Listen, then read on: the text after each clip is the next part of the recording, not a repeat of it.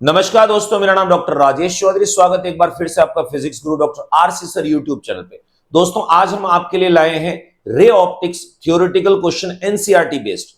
अगर आप किसी भी कंपटीशन एग्जाम की तैयारी कर रहे हैं जिसमें IIT, NEET, 11th 12th, RPSC और यूपीएससी, तो आज का लेक्चर वीडियो दोस्तों आपके लिए इक्वली इंपॉर्टेंट है। आज के इस लेक्चर वीडियो में आपको एनसीईआरटी बेस्ड क्वेश्चंस जो है उनका सॉल्यूशन मिलेगा। तो दोस्तों स्टार्ट करते हैं आज का लेक्चर वीडियो। क्वेश्चन नंबर 21 देखिए। क्वेश्चन नंबर 21 में क्या दे रखा है? 60 डिग्री अपवर्तन कोण का एक प्रिज्म है जिसका प्रिज्म एंगल आपको 60 डिग्री दे रखा है। उसकी किसी भी एक साइड पर प्रकाश किरण को किस एंगल पर इंसिडेंट किया जाता है, यानी आपतन कोण निकालना है कि कुछ ऐसा हो जाए कि जब वो दूसरी फलक से गुजरे तो पूर्ण आंतरिक परावर्तन को शो करे, यानी टीआईआर जो है उसको रिप्रेजेंट करे। प्रिज्म के पदार्थ का अपवर्तनांक जो है 1.524 दे रखा है। देखिए कैलकुलेटिव पार्ट है, इसको हम पहले डायग्राम की सहायता से समझेंगे। मान लिया आपको ऐसा दे रखा है कि ये हमारे पास में कोई भी एक प्रिज्म है। इसी डायग्राम में हम इसको शो करेंगे। ये प्रिज्म हो गया, ये एंगल दे रखा आपको इसमें जो 60 डिग्री एंगल हो गया, मैंने बाहर लिख दिया इसमें। क्लियर? अब क्या कह रहा है? मान लिया यहां से कोई भी एक लाइट इंसिडेंट करवाई मैंने, यहां पर कोई एक लाइट, अब किस एंगल पे इंसिडेंट होगी, यानी यहां पर अगर मैं एक ऐसे नॉर्मल ड्रॉ करता हूं, यानी अभिलंब बनाऊं मैं यहां पर इस प्रकार से, तो मुझे क्या करना है? ये वाला एंगल निकालना है, ये आई की वैल्यू निकालनी है कि ऐसा कुछ हो जाए कि जब ये लाइट इसमें एंटर करे और जब दूसरी सरफेस से टकराए, ऐसे यहां से इसके ऊपर में हिट करे ये, और यहां हिट करने के बाद ये बाहर नहीं निकले, ये वापस इसी मीडियम के अंदर आ जाए, यानी टीआईआर। हमें तो न्यूनतम शर्त जो है उसी को पालना करवानी है। तो हमने कहा कि मिनिमम कंडीशन ये हो जाए कि ये लाइट इसके सीधी पैरेलल में चले जाए। देखो मैंने आपको ग्रीन कलर से ये लाइट बता दी। अगर मैं यहां पर एक नॉर्मल ड्रॉ करता हूं अभिलंब, तो आप कहोगे ये ऐसे बन जाएगा अभिलंब। ये बन गया हमारे पास में। इसको मैं ऐसे डॉटेड बना दूं ताकि आपको लग जाए कि ये अभिलंब है इसमें। अब देखो, अब इस डायग्राम में इस क्वेश्चन को कैसे रिप्रेजेंट करेंगे? ये वाला जो एंगल हमारे पास में है इसको मैंने कह दिया R1, और ये वाला एंगल जो मेरे पास में इसको मैंने R2 कह दिया, और ये वाला एंगल जो है मेरे पास में कितना हुआ? 90 डिग्री। मुझे क्या करना है? इस पॉइंट्स को रिवर्स करके यहां से यहां तक पहुंचना है। जनरली प्रिज्म में हम क्या करते हैं? इस पॉइंट से इस पॉइंट तक आते हैं। अगर मान लो मैं कहूं ये पॉइंट मेरे पास O है, इस पॉइंट को मैंने O पॉइंट लिखा, ये पॉइंट मेरे पास में हुआ O डैश। तो देखिए स्नेल्स लॉ लगाएंगे पहले O डैश पे, यहां से R1 की वैल्यू निकालेंगे, फिर वहां से R2 की वैल्यू निकालेंगे, देन उसके बाद वापस स्नेल्स लॉ की सहायता से आपको I की वैल्यू निकालनी। तो स्टार्ट करते हैं दोस्तों। सबसे पहले मैं बात कर रहा हूं eight point O dash, eight point O dash, O dash पर using the Snell's law, using the Snell's law, Snell के नियम को अगर मैं इस्तेमाल लेता हूं तो मेरे पास में क्या बनेगा? देखिए स्नेल का नियम आपको समझा रखा अच्छी तरीके से। ये होता है μ1 sin I is equals to μ2 sin R। ये बन गया इसमें। अब μ1 आप इसको मान लीजिए, हमने कहा ये हमारे पास में हो गया μ1 और ये हो गया आपके पास μ2, तो बाहर एयर है तो μ2 की वैल्यू 1 हो गई हमारे पास। तो μ1 की वैल्यू यहां लिखी हुई है 1.524 इंटू साइन आई जो है इसकी जगह मैं R2 यूज करूंगा इसमें, इज इक्वल्स टू μ2 की वैल्यू 1 है और R जो है 90 डिग्री है, तो मैंने यहां लिख दिया साइन 90 डिग्री। आपको पता है कि साइन 90 की वैल्यू 1 होती है, तो राइट साइड का पूरा नंबर हमारे पास में 1 बनेगा। तो साइन R2 जो है इज इक्वल्स टू 1 अपॉन 1.524। देखिए छोटी सी मैथमेटिकल कैलकुलेशन है, आपको क्या करना है? इसको डिवाइड करना, 1 को 1.524 डिवाइड करने के बाद में ये आएगा 0.6562। अब साइन थीटा की वैल्यू 0.6562 कितने डिग्री पर होती है? तो ये नेचुरल साइन की टेबल आप देख सकते हो, तो लमसम R2 की वैल्यू आएगी 41 डिग्री के आसपास। तो अब जरा ध्यान से देखिएगा, मैं ये कह सकता हूं ये R2 जो मेरे पास में है ये 41 डिग्री है, और आप लोगों को प्रिज्म के डेरिवेशन में कंप्लीट क्लियरली समझा रखा है कि R1 और R2 जो एंगल्स हैं, इन दोनों का जो प्लस होगा हमारे पास में, देखिए इसको मैं एक्सटेंड करता हूं यहां पर, ये जो लाइन है इसको मैंने आगे बढ़ा दिया, ऐसे ये बढ़ा दिया, तो मैं आपके सामने ये कह सकता हूं कि ये जो मेरे पास में वैल्यू बनेगी, ये वाली जो वैल्यू है, ठीक है, ये। अब आप कहोगे कि R1 और R2 जो है, इन दोनों का प्लस जो है वो इसके बराबर होता है। क्यों? क्योंकि ये दोनों जो एंगल है, ये दोनों एंगल, इन दोनों को मैं प्लस करूंगा तो ये 180 आएगा। इन तीनों के एंगल का सम 180 होता है, तो R1 प्लस R2 जो है, इसकी वैल्यू हमारे पास में 60 डिग्री के इक्वल होगी। तो मैं ऐसे कह सकता हूं R1 plus R2 is equals to 60 degree. अब R2 की वैल्यू है आपके पास, तो R1 is equals to 60 minus 41, तो मेरे पास में बन जाएगा 19 डिग्री। अब आप ये कह सकते हो ये वाला जो एंगल आपके पास आया वो 19 डिग्री है। अब इस O पॉइंट पे स्नेल्स लॉ लगाइए, तो एक तो बाहर हो गया और एक अंदर का मीडियम है, तो बाहर आपके पास सेम μ2 जिसकी वैल्यू हो गई 1। तो अब हम करेंगे कि एट पॉइंट O, पॉइंट जो O है, O पर, यहां पर आप स्नेल्स लॉ लगाओगे using Snell's law, Snell's law. तो अगर उस पॉइंट पे मैं स्नेल्स लॉ लगाऊं तो क्या बन जाएगा मेरे पास में, μ1 sine I is equals to μ2 sine R. अब देखो ध्यान से, μ1 अगर मैं इसी को रखता हूं यहां पर, तो वैल्यू मेरे पास में आएगी 1.524 मल्टीप्लाई साइन, अब आई जो है इसकी जगह मेरे पास हो जाएगा R1, तो और R1 की वैल्यू मेरे पास में आ गई है 19 डिग्री। μ2 बाहर एयर मीडियम हो गया इंटू साइन आर, तो साइन आई की वैल्यू जो है मेरे पास में आई है, यही मुझे कैलकुलेट करनी है इसमें। देखिए अब आप कहोगे साइन आई निकालने के लिए पहले आपको साइन 19 जो है इसकी वैल्यू निकालनी पड़ेगी।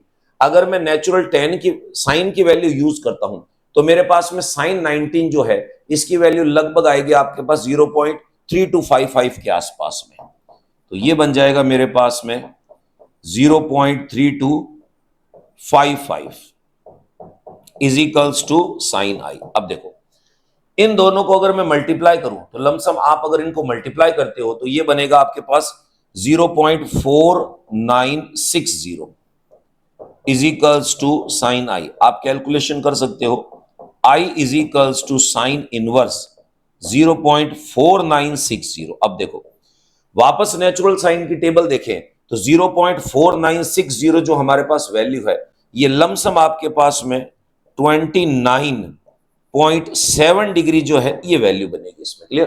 तो अब हम ये कह सकते हैं कि अगर इंसिडेंट लाइट को, आपतित प्रकाश को 29.7 डिग्री पर अगर मैं इंसिडेंट करता हूं तो जब ये दूसरी सरफेस पे जाएगी तो इसमें होगा TIR कंप्लीटली। क्वेश्चन नंबर 22 आपके सामने दे रखा है। देखिए क्वेश्चन में क्या कह रखा है, कोई कार्ड शीट जिसे 1 मिलीमीटर स्क्वायर साइज के वर्गों में विभाजित किया गया है। एक कार्ड शीट है हमारे पास में जिसमें छोटे छोटे टुकड़े जो हैं वो है 1 मिलीमीटर स्क्वायर, मतलब लंबाई भी 1 मिलीमीटर, चौड़ाई भी 1 मिलीमीटर दे रखी है, विभाजित किया गया है। इसे 9 सेंटीमीटर दूरी पर रखा जाता है। किससे? एक ऐसे अभिसारी लेंस, उत्तल लेंस से जिसकी फोकस दूरी जो है वो 10 सेंटीमीटर है, द्वारा उसे नेत्र के निकट रखकर देखा जाता है। आपको साफ पता चल गया होगा F की वैल्यू 10 सेंटीमीटर है और U जो है आपके पास 9 सेंटीमीटर है, यानी वस्तु को 0 और F के मध्य रखा गया। ठीक है, पहला लेंस द्वारा उत्पन्न आवर्धन, मैग्निफिकेशन जो है वो क्या होगा, पहले ये निकालना है। नंबर सेकंड, आभासी प्रतिबिंब में प्रत्येक वर्ग का क्षेत्रफल कितना होगा। जो अभी मुझे 1 मिलीमीटर स्क्वायर दिख रहा है वो उस समय इसका मैग्निफिकेशन के साथ इसका एरिया क्या होगा। दोस्तों नेक्स्ट स्लाइड पे इसको हम सॉल्व करेंगे। ये जो हमारे पास में क्वेश्चन है इसको सबसे पहले एक डायग्रामेटिकली फॉर्म में हम रिप्रेजेंट करेंगे। मान लिया ये मेरे पास में कोई भी एक मुख्य अक्ष बना दी मैंने, इसके बाद यहां पर एक मैंने ऐसे उत्तल लेंस रखा, ये उत्तल लेंस है, वो हो गया हमारे पास। F की वैल्यू यहां पर है और F आपको दे रखा है इसमें 10 सेंटीमीटर, तो मैंने यहां लिख दिया F जो है वो आपके पास में हो गया 10 सेंटीमीटर। ऑब्जेक्ट 9 सेंटीमीटर पे रखी हुई है, मैं जो है इसको इस प्रकार से बना देता हूं। ये ऑब्जेक्ट हो गई आपके पास में, U जो है वो ये रहा हमारे पास, और U की वैल्यू नेगेटिव में होगी -9 सेंटीमीटर। क्लियर होगी चीज? उत्तल लेंस में फोकस दूरी जो होती है वो पॉजिटिव होती है। अब आपको साफ पता इमेज कहां बनेगी, वो कैलकुलेशन से हम निकालेंगे। पहले मैं डायग्रामेटिकली समझाऊं आपको। तो अगर मान लो मैं आपसे कहूं ये लाइट सीधी आ रही है, सीधी लाइट बाद में एफ से पास होगी, ये इसका एफ यहां पर बना दिया मैंने, और एक लाइट जो है ऐसे सीधी निकलेगी है। अब ये दोनों जहां पर एक दूसरे से कोइंसाइड होगी, ये जहां एक दूसरे से मिल रही है, ये जो पॉइंट होगा यहां पर इसकी फाइनल इमेज बनेगी इस जगह पे। तो आप कहोगे यहां पर इसकी इमेज बन जाएगी। अब कितने गुना इमेज बनेगी मुझे ये निकालना है।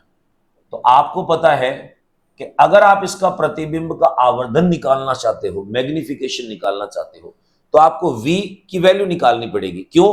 क्योंकि v अपॉन यू से ही आप पता लगाओगे। तो सबसे पहले देखिए दे क्या रखा है इसमें, u की वैल्यू आपके पास में है -9 सेंटीमीटर, f की वैल्यू आपके पास में है 10 centimetre, v is equals to calculate करना है तो लेंस फॉर्मूले को यूज करें, 1 upon F is equals to 1 upon V minus 1 upon U. तो 1 upon 10 is equals to 1 upon V minus 1 upon -9, plus हो गया, ये लेफ्ट साइड में शिफ्ट कर दीजिए। 1 upon V is equals to 1 upon 10 minus 1 upon 9, ये बना आपके पास। एलसीएम ले डालिए, 90 आएगा, 90 में आप इसका भाग लगा दीजिए, तो ये बना आपके पास में 9, और ये भाग लगा दीजिए, आपके पास में बनेगा माइनस का 10, -1 अपॉन 90। तो आप कहोगे v इज इक्वल्स टू जो आपके पास में आएगा वो आएगा 90, यानी 90 सेंटीमीटर आया आपके पास में ये। अब आप खुद देखिएगा v की वैल्यू 90 आई है माइनस के अंदर में, मैंने माइनस यूज नहीं किया, मैं यहां लिख देता हूं माइनस आया क्योंकि आभासी भाग के अंदर बन रहा है। अब सबसे पहली चीज आती है इसकी आवर्धन क्षमता कितनी होगी, magnification. m is equals to बनता हमारे पास में v अपॉन यू, v की वैल्यू -90 और u की वैल्यू आपके पास -9, कट गया, ये बनेगा आपके पास 10। क्या मतलब हुआ, आप कहोगे मैग्निफिकेशन 10 आया, मैग्निफिकेशन 10 आने का मतलब जो कार्डबोर्ड आपके पास में 1 मिलीमीटर स्क्वायर का था ये इसको 10 गुना करके दिखाएगा। तो देखिए अगर मैं आपसे कहूं कि इसका प्रारंभिक क्षेत्रफल कितना था, प्रारंभिक क्षेत्रफल एरिया जो है इनिशियल एरिया, वो आप कहोगे 1 मिलीमीटर स्क्वायर था, ठीक है। अब आपसे कहा जाए कि अब इसका एरिया कितना होगा, देखिए बच्चे यहां गलती कर देते हैं, बच्चा क्या करता है 10 गुना कर देता है। क्यों भाई, आपके पास में 1 मिलीमीटर स्क्वायर का एक चौकोर भाग है तो उसकी लंबाई भी 10 गुना होगी और चौड़ाई भी 10 गुना होगी, तो एरिया जो होगा वो 100 टाइम्स बढ़ेगा। तो हम ये कह सकते हैं आवर्धन क्षेत्रफल जो है इसका, आवर्धन क्षेत्रफल जो है, मैग्नीफाइंग एरिया जो हो गया वो कैसे हो गया, लंबाई 10 गुना बढ़ी, ठीक है, चौड़ाई भी 10 गुना बढ़ गई, किसकी, प्रारंभिक क्षेत्रफल की, 1 मिलीमीटर स्क्वायर का। तो आपका जो आंसर आएगा वो होगा 100 मिलीमीटर स्क्वायर। तो फर्स्ट पार्ट के दोनों चीज निकाल दी, मैग्निफिकेशन जो हमारे पास है वो 10 है और आप कहोगे इसका जो नया क्षेत्रफल होगा वो 100 मिलीमीटर स्क्वायर होगा, यानी ए पार्ट को हमने सॉल्व कर दिया। सेकंड क्या पूछ रहा है, लेंस का कोणीय आवर्धन, यानी इसकी आवर्धन क्षमता जो है वो निकालनी है। देखिए मैं आपको एक सिंपल सी चीज बताऊं, एक होता है हमारे पास में लेंस का आवर्धन और एक होता किसी उपकरण का आवर्धन। यहां पर क्या पूछ रहा है, आपसे पूछ रहा है लेंस का कोणीय आवर्धन, कोणीय आवर्धन। कोणीय आवर्धन का मतलब क्या हुआ, एंगुलर मैग्निफिकेशन की मैं बात करता हूं। आप किसी भी लेंस को अपने से लगभग 25 सेंटीमीटर की दूरी पर रख दीजिए, या फिर ऐसे समझाऊं ज्यादा बढ़िया रहेगा, किसी भी लेंस को आप अपने सामने रखिए, उस लेंस से किसी वस्तु की बात करते हैं हम इसमें। अब वो जो वस्तु है आपको वो 25 सेंटीमीटर पे दिखनी चाहिए, उस दौरान में उस वस्तु से जो लेंस पर एंगल बन रहा है उसको हम कहते हैं कोणीय आवर्धन। तो कोणीय आवर्धन जो होता है इसका फॉर्मूला बनता है हमारे पास में d अपॉन यू, यू जो आपके पास में वो मॉड में रहेगा। तो देखिए मैं आपसे कहूं d की वैल्यू कितनी है, 25 सेंटीमीटर होती है। अब u कितना है हमारे पास में, यहां पर u आया आपके पास में -9, पर आप लोगों को इसको 9 ही यूज करना है, मॉड लगा के 9 लगा दिया। अब इसको काटू मैं तो लगभग लगभग आप कहोगे 9 दूनी 18 हो गया इसके अंदर में। देन पीछे बचा 5 और 2 7 70, तो लगभग हो गया आपके पास में 7 के आसपास में। तो ज्यादा नहीं, मैं इतना ही लिख रहा हूं। तो m इज इक्वल्स टू 2.7 जो है ये इसका एंगुलर मैग्निफिकेशन हो गया, यानी कोणीय आवर्धन, जो ऑब्जेक्ट लेंस पर एंगल बना रहा है उसकी वैल्यू। और इसका मतलब है आवर्धन, यानी ये बता रहा है कि जो ऑब्जेक्ट है उसको कितना गुना कर दिया आपके पास। ठीक है, तीसरे पार्ट की बात करते हैं। तीसरे में क्या दे रखा है, लेंस का ये निकाल, क्या ए और बी आवर्धन क्षमता में आपस में एक दूसरे के बराबर? अब आप खुद देख लीजिए, यहां पर मैंने आपसे कहा कि सी पार्ट की बात करता हूं। एक तो है हमारे पास में आवर्धन, आवर्धन निकला आपके पास में कितना 10।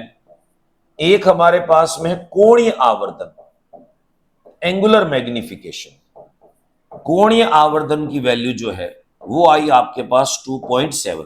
तो आप कहोगे रेखीय आवर्धन और कोणीय आवर्धन दोनों की वैल्यू क्या होगी, डिफरेंट होगी। यानी इसके तीनों पार्ट्स जो है उसको हमने सॉल्व कर दिया यहां पर। अब बढ़ते हैं दोस्तों आगे की तरफ। नेक्स्ट क्वेश्चन 23वें में क्या दे रखा है, पिछले क्वेश्चन का हवाला दिया है इसने। पिछले क्वेश्चन में लेंस को कार्ड शीट से कितनी दूरी पर रखा जाए, अब यू की वैल्यू पूछ रहा है, कितनी दूरी पर रखा जाए ताकि वर्गों को अधिकतम संभव आवर्धन क्षमता के साथ सुस्पष्ट देखा जाए। साफ सुथरा देखना है तो आपको पता है डी बराबर 25 सेंटीमीटर पर इसका प्रतिबिंब बनना चाहिए। क्या चीज पूछी है, देखिए आपसे पूछा है यू की वैल्यू बताइए, जबकि वी 25 सेंटीमीटर पर है और लेंस वही पिछले वाला 10 सेंटीमीटर आवर्धन क्षमता का है। तो चेक कर लेते हैं इसमें। तो फर्स्ट पार्ट में यही सॉल्व कर रहा हूं इसमें। देखिए तो आप कह रहे हो u की वैल्यू आपको कैलकुलेट करनी है, f आपको दे रखा है इसमें 10 सेंटीमीटर और v जो है आपके पास आवर्धन क्षमता के साथ में स्पष्ट देख सके इसमें, तो आप कहोगे v इज इक्वल्स टू, ये है 25 सेंटीमीटर। अब कई बार बच्चा बोलता है कि सर v 25 होगा कि माइनस, प्लस में होगा कि माइनस। पिछले वाले क्वेश्चन में आपने देखा होगा कि जो प्रतिबिंब बन रहा है वो कहां पर बन रहा है, वो आभासी क्षेत्र में बन रहा है। तो पिछले क्वेश्चन के अकॉर्डिंग चल रहा है ये, इसका मतलब इसका प्रतिबिंब भी आभासी बनेगा, वर्चुअल। तो ये जो v आएगा मेरे पास में क्या होगा, माइनस होगा। अब आप खुद देखिए, f दे रखा, v दे रखा, u निकालना है। तो formula lens 1/f is equals to 1/v minus 1/u, 1/10, 1/-25 minus 1/u। u की वैल्यू निकालनी है, इसको शिफ्ट करो इस साइड में, इसको ले आओ यहां पर। 1/u is equals to minus 1/25 minus 1/10। LCM ले डालिए, लगभग आ जाएगा 50 आपके पास में। माइनस का 2, माइनस का 5, माइनस का 7/50। तो u जो है माइनस 50/7 सेंटीमीटर। तो एक बार तो मुझे पॉइंट में निकालना पड़ेगा इसको। अगर मैं कैंसिल आउट करता हूं तो माइनस 7 7 जा 49, 1 बच गया तो 1 आ गया हमारे पास में, 3 आ गया मतलब 4, 7.14 सेंटीमीटर। यानी अगर मुझे उसका प्रतिबिंब 25 सेंटीमीटर पे चाहिए तो वस्तु जो है उसको 7.14 सेंटीमीटर पर रखना पड़ेगा। पहला हो गया हमारे पास। दूसरा क्या कह रहा है, इस उदाहरण में आवर्धन यानी बिंब साइज, अब रेखीय आवर्धन पूछा, कोणीय नहीं पूछा इसमें, तो आपको बताना मैग्निफिकेशन कितना होगा, यही सॉल्व कर दूं मैं इसमें। रेखीय आवर्धन जो है, रेखीय आवर्धन लीनियर मैग्निफिकेशन m निकालना है। फॉर्मूला आपको बताइए v/u होता है। अब v की वैल्यू कितनी आपके पास में, 25 सेंटीमीटर पे चाहिए इसको, -25। u की वैल्यू अभी आपने निकाली -50/7, -50/7 कट गया आपस में, ये 2 हो गया, यानी 7/2। तो आप कहोगे लीनियर मैग्निफिकेशन जो है वो आया हमारे पास में 3.5। ठीक है, यानी 3.5 गुना, 3.5 टाइम्स जो है वो इमेज दिखेगी। ठीक है, क्या इस प्रक्रम में आवर्धन आवर्धन क्षमता के बराबर होगा? अब सेम वैसे ही आपको कैलकुलेट करना है इसमें। हमने कहा चेक कर लेते हैं। नंबर 3, आवर्धन क्षमता की बात कर रहा है, मैग्निफिकेशन पावर की बात कर रहा है। आवर्धन क्षमता, मैग्निफिकेशन पावर, एम डैश कह देता हूं मैं, क्योंकि रेखीय आवर्धन को एम कह रखा है। तो फॉर्मूला आएगा हमारे पास में डी अपॉन यू। अब आप खुद देखिए, डी की वैल्यू 25 होती है, पिछली बार भी यू 25 था। यू की वैल्यू आपके पास में है 50/7, तो 50/7 कहने का मतलब है वैल्यू सेम है, -25 और ये भी -50/7। जब वैल्यू सेम निकली है तो यहां रिजल्ट भी सेम आएगा 3.5। तो आप कह सकते हो कि दोनों आपस में एक दूसरे के क्या होंगे, एग्जैक्ट बराबर। क्योंकि क्या पूछ रहा है, देखिए इस वाले में पूछ रहा है क्या इस प्रक्रम में आवर्धन क्षमता के बराबर होगा, स्पष्ट कीजिए। तो स्पष्ट करने का मतलब हमने क्लियर करके सॉल्व कर दिया। तो आप कहोगे दोनों आवर्धन समान होंगे, दोनों मैग्निफिकेशन सेम होंगे, दोनों आवर्धन समान होंगे, समान होंगे। ये आ गया हमारे पास में। क्लियर। नेक्स्ट क्वेश्चन की तरफ बढ़ते हैं हम इसमें। अब पिछले क्वेश्चन की बात कर रहा है। पिछले क्वेश्चन में जो आपने पढ़ा था, मैं वस्तु तथा आवर्धक लेंस के बीच की दूरी कितनी होनी चाहिए, यानी वस्तु को कितना दूर रखें, ध्यान से देखिएगा, ताकि आभासी प्रतिबिंब के प्रत्येक वर्ग 6.25 मिलीमीटर स्क्वायर क्षेत्रफल के प्रतीत हो। ये हो है, ध्यान रखना। क्या मतलब हुआ, एक ही क्वेश्चन को बार बार घुमाए जा रहे हैं इसमें। पिछले क्वेश्चन में हमें यह दे रखा था कि भाई आपके पास में जो कार्डबोर्ड है उसको हमने कहा 100 गुना करके हमने दिखा दिया, ठीक है। 10 सेंटीमीटर, 10 गुना लंबाई बढ़ गई, 10 गुना चौड़ाई बढ़ गई, एरिया बढ़ गया आपके पास 100 टाइम्स। अब ये क्या कह रहा है कि भाई हमें 100 गुना नहीं बनाना है, एरिया जो है 6.25 मिलीमीटर स्क्वायर कर दो। जो एरिया 1 था 6.25 कर देना, ठीक है। और आभासी प्रतिबिंब चाहिए इसके अंदर में, यू की वैल्यू निकालनी है आपको। तो हमने कहा चेक करते हैं। तो आधे क्वेश्चन को ही पहले पढ़ेंगे इसमें। ये क्या कहना चाह रहा है, यू की वैल्यू निकालो। तो हमने कहा ठीक। अब एरिया जो है अभी एट प्रेजेंट लेंस की मदद से 6.25 mm स्क्वायर करना है। आपको याद होगा क्वेश्चन नंबर 22 में क्या था, एरिया 1 मिलीमीटर स्क्वायर था हमारे पास। तो A1 पहले जो एरिया था वो था 1 मिलीमीटर स्क्वायर। आवर्धन कितना हो गया, मैग्निफिकेशन m इजिकल्स टू, देखिए खुद आप देखना इसमें, एरिया की बात कर रहा है इसके अंदर में, एरिया होता है पाई आर स्क्वायर करके। तो मैं आवर्धन अगर निकालूं तो ये मेरे पास में लगभग आ जाएगा रूट में A2 अपॉन A1। ये रूट में कितना हो जाएगा आपके पास में, बच्चा बोले रूट क्यों किया, क्योंकि एरिया लंबाई और चौड़ाई दोनों से मिलकर बना हुआ है, ठीक है। हमें तो चाहिए सिर्फ और सिर्फ क्या चीज, कि लंबाई में कितनी वृद्धि हुई है, चौड़ाई में कितनी। अगर आपने इसको डायरेक्ट यूज कर दिया तो आपने स्क्वायर यूज कर लिया इसका। तो ये हो जाएगा 6.25 अपॉन 1, ये बन जाएगा मेरे पास में लगभग 2.5। तो आप कहोगे इसकी आवर्धन क्षमता हो गई 2.5, यानी वस्तु को 2.5 गुना करके दिखाएगा ये, ठीक है। u की वैल्यू आपको निकालनी, m आ गया आपके पास में। m इजिकल्स टू कितना होता है, v अपॉन u होता है, ठीक है। हम कहेंगे v इजिकल्स टू कितना हुआ, m इंटू यू, और m आपके पास कितना है 2.5 u। तो v की वैल्यू मैं यूज करूंगा 2.5 u। अब जरा ध्यान से देखिएगा, आपसे कह रहा है कि प्रतिबिंब जो आभासी बनना चाहिए, इसका मतलब v की वैल्यू क्या आएगी, माइनस में आएगी मेरे पास, लेफ्ट साइड बनेगा, ठीक है।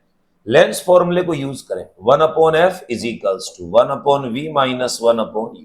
अब वैल्यूज पुट करेंगे तो f की वैल्यू आपको दे रखी है, ये आपके पास में, क्योंकि 22 क्वेश्चन के अंदर में f की वैल्यू आपके पास 10 सेंटीमीटर है, ठीक है। 1/v चिन्ह परिपाटी बोलती है -2.5u। लेफ्ट साइड में वस्तु है तो माइनस यू लगा दिया, minus minus plus, 1/10 is equals to -1/2.5u plus 1/u। LCM ले डालो इसका, ये आ जाएगा आपके पास में 2.5u। इससे डिवाइड करो, ये बन जाएगा आपके पास में -1। इससे डिवाइड करो, प्लस का बन जाएगा 2.5। It will be 1.5/2.5u। काट दीजिए आपस में। अब देखो ध्यान से, क्रॉस मल्टीप्लाई करें, u इधर जाएगा, 10 इस साइड में आएगा, u is equals to 15 into 10 divided by हो गया 25। इसको सॉल्व करोगे, ये आंसर आपका, आप कहोगे ऊपर 150, नीचे हमारे पास में 25, काटोगे 6। अब देखिए चिन्ह परिपाटी ऑलरेडी मैं यूज कर चुका हूं, इसीलिए आंसर प्लस में है। तो u इजिकल्स टू हमारे पास में कितना आएगा, 6 सेंटीमीटर। तो आपसे सवाल में क्या पूछा था कि अगर 6.25 mm एरिया कर दिया जाए तो उस कंडीशन के अंदर में जो वस्तु है उसको कहां रखा जाएगा? आप कहोगे कि वस्तु जो है वो 6 सेंटीमीटर की दूरी पर रखी जाएगी, बाईं ओर, लेफ्ट साइड में बाईं ओर रखी जाएगी। ठीक है, नेक्स्ट क्वेश्चन। अगले क्वेश्चन में देखो, बड़ा लेंथी क्वेश्चन है, ध्यान से सुने चीज क्या दे रखी है। इस क्वेश्चन में आपसे ये कहना चाह रहा है कि निम्नलिखित में प्रश्नों के उत्तर दीजिए। किसी वस्तु द्वारा नेत्र पर अंतरित कोण आवर्धन लेंस द्वारा उत्पन्न आभासी प्रतिबिंब द्वारा नेत्र पर बनने वाले कोण के बराबर होता है, तब किन अर्थों में कोई आवर्धक लेंस कोणीय आवर्धन प्रदान करता है? ध्यान से देखिए क्या कह रहा है। यहां पर बात कर रहा है आभासी प्रतिबिंब की और यहां पर बात हो रही है लेंस की। मान लीजिए मैं एक उत्तल लेंस की कंडीशन लेता हूं। यह कहना चाह रहा है कि कोणीय आवर्धन जो ऑब्जेक्ट और इमेज का है वो सेम होता है, फिर भी आप इन दोनों को डिफरेंशिएट कैसे कर सकते हो? मैं नेक्स्ट स्लाइड के ऊपर में इसको सॉल्व कराऊंगा। देखिए फर्स्ट पार्ट में क्या कह रहा है ये। फर्स्ट पार्ट में ये कहना चाह रहा है कोई भी आपके पास आवर्धक लेंस है, मैंने उत्तल लेंस ले लिया, ठीक है, उत्तल लेंस ले लिया, कॉन्वेक्स लेंस यूज कर रहा हूं। सवाल को ढंग से पढ़ना है। इसमें क्वेश्चन में कह रखा है कि आप ऐसी पोजीशन क्रिएट करो जिसमें उत्तल लेंस में आभासी प्रतिबिंब बने। तो हमने कहा ठीक, ये मेरे पास O है, ये मेरे पास F हो गया, वस्तु मैंने यहां रख दी, ठीक है। अब प्रतिबिंब कहां पर बनेगा? इमेज वर्चुअल बनेगी, आभासी। एक लाइन सीधी गई, दूसरी लाइन यहां से बेंड होगी, एक लाइन यहां से जाएगी इसमें। अब यहां से अगर मैं देखूं तो ये दोनों ही आपस में मिल नहीं रही है, तो मुझे ऑपोजिट डायरेक्शन में इसको आगे बढ़ाना पड़ेगा। मैंने इसे इस दिशा में आगे बढ़ाया, मैं इसे इस दिशा में आगे बढ़ा रहा हूं। अब जहां पर ये दोनों एक दूसरे को बाइसेक्ट कर रही है, आप कहोगे यहां पर इसका प्रतिबिंब बनेगा। तो देखो ये है U आपके पास और ये हो गया V, आभासी प्रतिबिंब बना रहा है। तो आभासी प्रतिबिंब की फीलिंग लाने के लिए मैं इसको डॉट डॉट करके हटा देता हूं, ये हो गया हमारे पास। अब देखिए ये कहना चाह रहा है कि दोनों के कोण बराबर हैं। हमने कहा बिल्कुल, देखिए वस्तु का कोण जो होगा वो अल्फा कह दिया और प्रतिबिंब का कोण भी क्या हो रहा है? अल्फा हो रहा है। कहने का मतलब है लेंस जितना एंगल ऑब्जेक्ट के साथ बना रहा है उतना ही एंगल बनाएगा इमेज के साथ में, यानी वस्तु और प्रतिबिंब की कोणीय आवर्धन तो सेम होगी। तो फिर बच्चा बोले किन मायनों में डिफरेंट होता? मैं आपको एक चीज बताऊं, आपकी जो आंखें किसी वस्तु को देखती हैं लेंस के द्वारा, वो देखती हैं उसका रेखीय आवर्धन, यानी कितना बड़ा करके आपने दिखाया उसको। तो हमारा कहने का मकसद ये है कि भले ही कोणीय आवर्धन एंगुलर मैग्निफिकेशन सेम हो, परंतु रेखीय आवर्धन जो है उसमें डिफरेंस है। क्यों? क्योंकि प्रतिबिंब जो दिख रहा है वो वस्तु के आकार से बड़ा दिख रहा है। और अब मानव नेत्र जो है, ह्यूमन आईज जो है, मानव नेत्र, ये देखते हैं रेखीय आवर्धन। क्या देखेंगे? रेखीय आवर्धन। तो कोणीय आवर्धन भले ही सेम है परंतु दोनों का रेखीय आवर्धन क्या होगा? डिफरेंट होगा। तो पहला पार्ट हो गया। दूसरा, किसी आवर्धक लेंस से देखते समय प्रेक्षक अपने नेत्र को लेंस से अत्यधिक सटाकर रखता है। यदि प्रेक्षक अपने नेत्र को पीछे ले जाए तो कोणीय आवर्धन परिवर्तित हो जाएगा। हमने कहा ठीक है। आपने देखा होगा कि अगर मैं किसी टेलीस्कोप की बात करता हूं या माइक्रोस्कोप की बात करता हूं, मैं सूक्ष्मदर्शी की बात करता हूं, संयुक्त की, संयुक्त सूक्ष्मदर्शी की बात करें हम, क्योंकि किसी न किसी एग्जाम्पल को लेकर आपको डिस्क्राइब करना पड़ेगा। मैंने कंपाउंड माइक्रोस्कोप की बात की। अब ये क्या कहना चाह रहा है? ये कहना चाह रहा है कि मान लो ये इस प्रकार से था आपके पास में, ये यहां लेंस है, ये हो गया, और दूसरा वाला जो भाग है वो यहां हो गया, ठीक है। अब आप किसी वस्तु को यहां से देख रहे हैं तो सिस्टम क्या होगा? यहां से लाइट आएगी और लाइट फाइनली आंखों के अंदर में एंटर होगी। अब अगर मैं आपसे कहूं यहां आप इसको देख रहे हो ऐसे, इस प्रकार से कंपाउंड माइक्रोस्कोप से देख रहे हो, क्या होगा? अगर आप आंखों को थोड़ा पीछे ले जाओगे तो क्या होगा? इस लाइट का आपकी आंखों पर बनने वाला एंगल कम हो जाएगा। जितना हम इस लेंस के नजदीक अपनी आंखों को रखेंगे उतना जो एंगल हमारी आंखों पे बनेगा वो बड़ा होगा। और जितना हमारी आंखों पर एंगल बड़ा बनेगा आप कहोगे उतना कोणीय आवर्धन ज्यादा होगा। जैसे जैसे अपनी आंखों को पीछे की तरफ ले जाएंगे तो आंखों पर बनने वाले एंगल की वैल्यू क्या होगी, रिड्यूस होगी, जिससे एंगुलर मैग्निफिकेशन भी कम होगा। तो हम ये कहेंगे कि आंखों को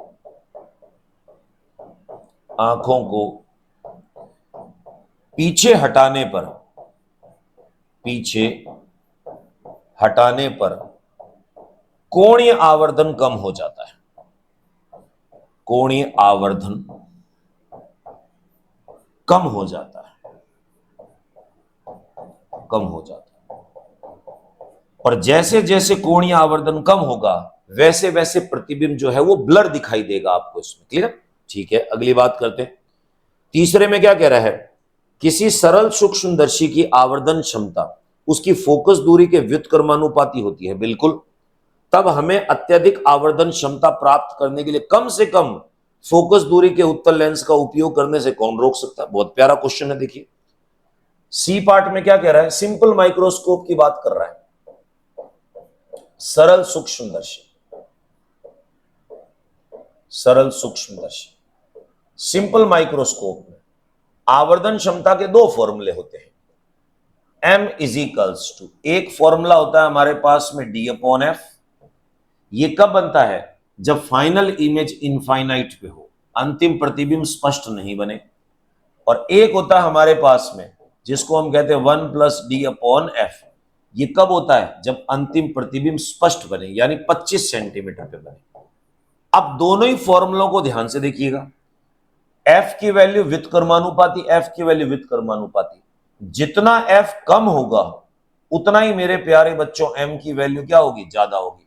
तो सवाल में यही पूछा है कि और छोटा m कर दो तो m, और छोटा f कर दो तो m बढ़ जाएगा। तो देखिए प्यारे बच्चों, f की वैल्यू जो है एक निश्चित सीमा तक ही कम कर सकते हो आप, एक सीमा तक ही घटा सकते हैं।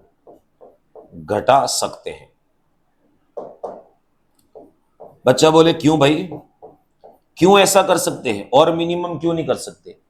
एक हमारे पास में चीज आती है जिसको हम कहते हैं क्रोमेटिक एबीरेशन, यानी किसी भी लेंस को कंस्ट्रक्ट करने के लिए उसका एक मिनिमम साइज डिसाइड होता है। अगर आप उससे छोटा साइज कंस्ट्रक्ट कर दोगे किसी लेंस का तो क्या होगा कि सफेद प्रकाश के 7 घटक होते हैं विबग्योर, सातों अलग अलग लैम्डा रखते हैं, और सातों को अगर मैं उस लेंस के ऊपर से पास कराऊंगा तो सातों अपनी अलग अलग फोकस दूरियां बनाएंगे, तो आपको 7 प्रतिबिंब दिखाएंगे। तो इस क्रोमेटिक एबीरेशन को कम करने के लिए हम क्या करते हैं, लेंस को एक निश्चित सीमा तक ही रिड्यूस कर सकते हैं। ऐसे तो कोई बच्चा बोले बहुत छोटा लेंस का फोकस दूरी कर दो तो m बहुत ज्यादा होगा, नहीं, इसको एक निश्चित सीमा तक ही घटाया जा सकता है ताकि क्रोमेटिक एबीरेशन जो होता है उसको हम कंट्रोल कर सके इसमें। क्लियर? ठीक है, आगे आपको देखिए इसका डी पार्ट दे रखा है। किसी संयुक्त सूक्ष्मदर्शी के अभिदृश्यक लेंस और अभिनेत्रक लेंस दोनों की ही फोकस दूरी कम क्यों होनी चाहिए। हमने कहा ठीक है, चेक करते हैं। इसमें डी पार्ट की हम बात कर रहे हैं। यहां पर यह कह रहा है संयुक्त सूक्ष्मदर्शी में एक होता है हमारे पास ऑब्जेक्ट पीस, जो ये होगा आपके पास में V/U मॉड का, मान ली बात, और एक होता है आपके पास में आई पीस जिसमें होता है 1 + d/f E हो गया। अब देखिए खुद ध्यान से, आई पीस की तो मैं बात कर सकता हूं, मैं अभिनेत्रक लेंस की बात कर सकता हूं। जितना FE का मान कम होगा उतना इसकी आवर्धन क्षमता क्या होगी, ज्यादा होगी, पहली चीज। तो हम ये कहेंगे कि आई पीस जो है उसकी फोकस दूरी कम होनी चाहिए ताकि आवर्धन ज्यादा हो। ऑब्जेक्ट पीस की बात करें, अभिदृश्य की बात करें, उसकी आवर्धन फोकस दूरी पे कैसे डिपेंड करेगी। तो ये जो V/U लिखा हुआ है प्यारे बच्चों, इस V/U को आपको क्या करना पड़ेगा, F के रूप में कन्वर्ट करना पड़ेगा। ये जो वैल्यू है इसको कन्वर्ट करने के लिए मैं काम करता हूं, लेंस फॉर्मूले को यूज करता हूं। लेंस फॉर्मूला क्या है, 1/f 1/v - 1/u। मुझे V/U की वैल्यू चाहिए तो मैं एक काम करता हूं, मैं V से मल्टीप्लाई कर दूं दोनों साइड। V/f = 1 - V/u। इसको उठाकर यहां शिफ्ट करो, इसको यहां ले आओ। V/u = 1 - V/f हो गया। ये value as it is eliminate करो, क्या बन जाएगा, MO = ये आ जाएगा हमारे पास में लगभग आप देख लीजिए 1 minus V upon F E हो गया, ओ हो गया सॉरी। अब इस फॉर्मूले को देखो, मैं आपसे एक चीज कहूं, ऑब्जेक्ट पीस की फोकस दूरी कम होनी चाहिए कि ज्यादा होनी चाहिए?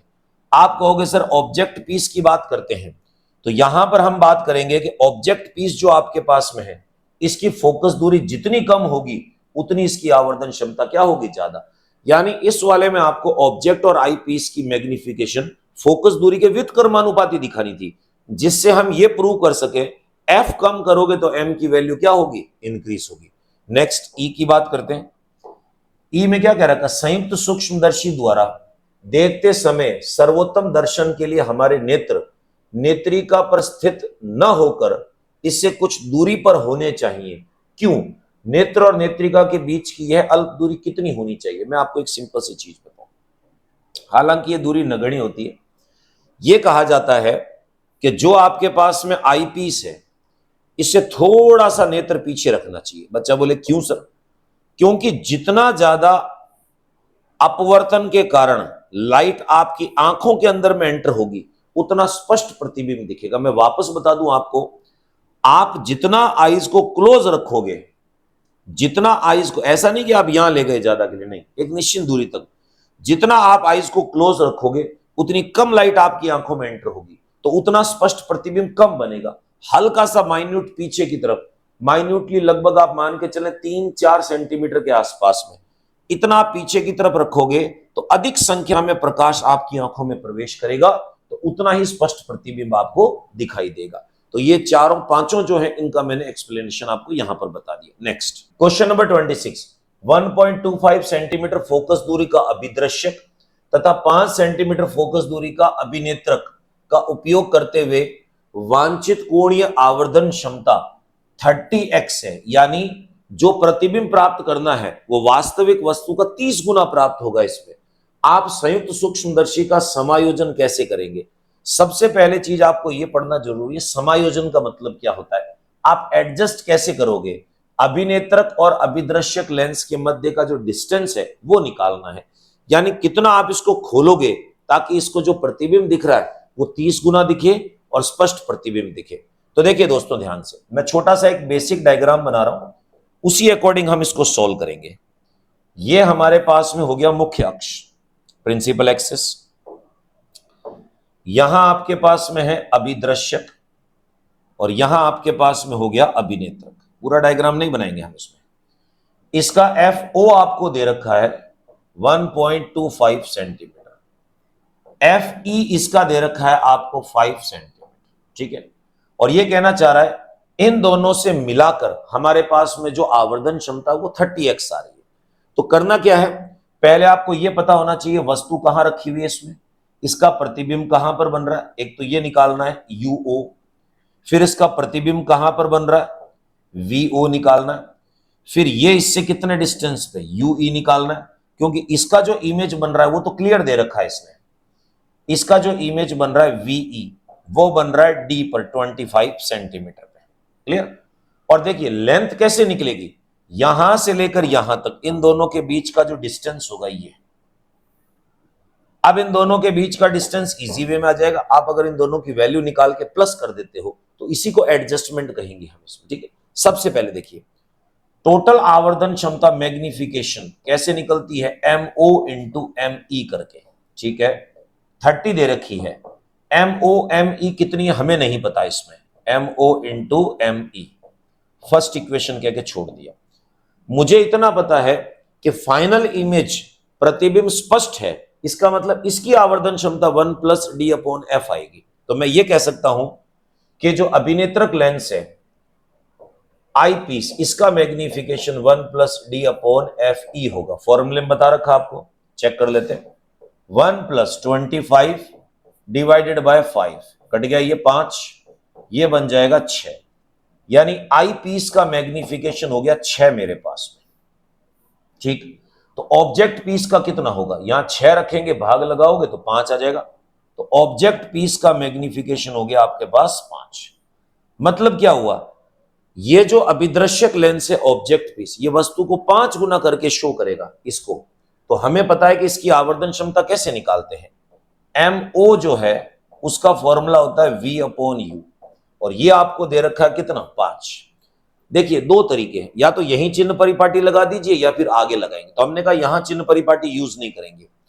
तो V/U की वैल्यू 5 है, तो V इजिकल्स टू कितना हो जाएगा, 5U हो गया, मान ली बात। इसमें U की वैल्यू कितनी होगी, लेफ्ट साइड के अंदर में है, तो मैंने कहा कि U की वैल्यू है मेरे पास -U0, और FO की वैल्यू कितनी दे रखी है आपको इसमें, 1.25 सेंटीमीटर। तो मैं एक काम करूंगा, यहां से वैल्यू कैलकुलेट करूंगा U की, lens formula 1/FO 1/VO -1/U।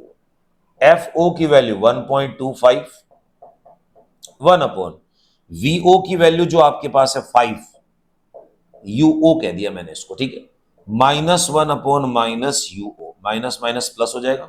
Solve कर लें इसको, 1/1.25 इज इक्वल्स टू, एलसीएम आएगा 5U0, cross multiply 1 + 5, 6/5U0, cross multiply करके आप U0 की वैल्यू निकाल सकते हो। 6 × 1.25 डिवाइडेड बाय 5, इसको काटो, 0.25 मल्टीप्लाई करोगे 1.5 इज इक्वल्स टू 1.5 सेंटीमीटर। क्या मतलब निकला, वस्तु को 1.5 सेंटीमीटर पे रखा हमने, ठीक है, वो F और 2F के मध्य आई गई, इसकी वैल्यू आ गई आपके पास में 1.5 सेंटीमीटर। अब हम निकालेंगे VO की वैल्यू। तो VO की वैल्यू देखो आप निकाल सकते हो, 5 गुना है ये हमारे पास में, तो हम कहेंगे VO जो है वो 5 टाइम्स है UO से, तो 5 × 1.5 इट विल बी 7.5 सेंटीमीटर। दूसरी वैल्यू आ गई मेरे पास, यानी इसकी वैल्यू आ गई हमारे पास में 7.5 सेंटीमीटर, ठीक है, ये हो गया। अब हमें वैल्यू निकालनी है UE की। बच्चा बोले UE की वैल्यू कैसे निकालेंगे, देखो V दे रखा है 25 सेंटीमीटर, F है आपके पास, आपको U की वैल्यू निकालनी है। अब हम अभिनेत्रक लेंस के लिए बात करेंगे, 1/FE is equals to 1/VE - 1/UE। FE की वैल्यू है 5 equals to 1/VE, left side में माइनस का 25 हो जाएगा इसमें, -1/UE की वैल्यू की बात करेंगे तो ये भी लेफ्ट साइड में है, तो -UE हो गया, माइनस माइनस प्लस, इसको वहां शिफ्ट करो, 1/UE इज इक्वल्स टू 1/5 + 1/25, कितना बन जाएगा, 25 एलसीएम, ये बन जाएगा आपके पास में 5 + 1, 6/25। तो आप कहोगे UE की वैल्यू जो है वो 25/6 आ जाएगी, तो 6 4 जा 24, 1 बच गया हमारे पास में 0, तो 1 हो गया ये, और पीछे बचा 4, तो 6, तो आप कहोगे इसकी वैल्यू आई 4.16। यानी क्या हुआ, ये जो वैल्यू आपके पास में है ये है 4.16 सेंटीमीटर। अब मुझे बताइए, इसको जो एडजस्ट करेंगे, इन दोनों लेंसों के मध्य की दूरी कितनी होगी, मैं यहां लिख देता हूं, देखो L इज इक्वल्स टू कितना होगा, VO प्लस मॉड करके UO, माइनस यूज नहीं करना है। VO की वैल्यू आपके पास है 7.5, प्लस करके इसकी वैल्यू आपके पास है 4.16, तो ये बन जाएगा आपके पास में कितना, 11.66। यानी ये जो आपके पास में कंपाउंड माइक्रोस्कोप है, इसको 11.66 सेंटीमीटर खोलना पड़ेगा, तब जाके आपको 30 गुना जो वस्तु है उसका प्रतिबिंब प्राप्त होगा। दोस्तों चलिए दोस्तों, ये थे आज का लेक्चर वीडियो, जिसमें आप लोगों को 10 इंपॉर्टेंट क्वेश्चंस जो हैं वो हमने सॉल्व करवाए। इसी श्रृंखला को आगे नेक्स्ट वीडियो में कंटिन्यू रखेंगे। और हां दोस्तों, अगर आपने हमारा फिजिक्स गुरु डॉक्टर RC सर का मोबाइल ऐप अब डाउनलोड नहीं किया है तो इसे आज ही गूगल प्ले स्टोर से डाउनलोड कीजिए। और हां दोस्तों, ये आज के इस लेक्चर वीडियो के डिस्क्रिप्शन बॉक्स में टेलीग्राम चैनल का लिंक दे रखा है, उसे आप ज्वाइन कीजिए, ताकि जितने भी अपडेट्स हैं वो आप लोगों को इसके माध्यम से मिलेंगे। चलिए दोस्तों, इजाजत दीजिए, नेक्स्ट वीडियो में आपके सामने फिर उपस्थित होंगे, तब तक धन्यवाद।